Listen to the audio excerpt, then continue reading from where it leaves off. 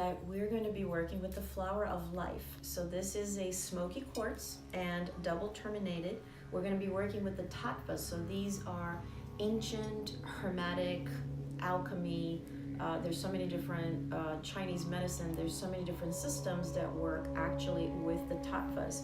So using the 5 fingers, you're really coming to a place of balance, working with earth, air, fire, water, and ether. And so this is going to be the mudra that we're going to be using right in front of the heart space. And it's going to be really, really fun. Now that you're completely surrounded by these 7 sacred fires, allow yourself to perceive the color yellow and connecting deeply with your 3rd chakra as this organic yellow starts to forming all around you.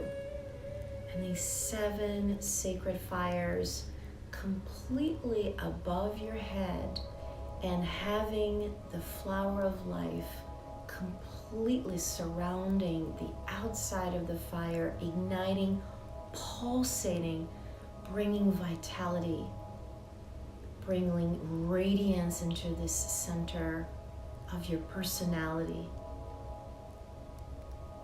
So allowing all of the things that need to be dissolved, all the things that need to be ignited, all the downloads you need to receive so that you can balance the center.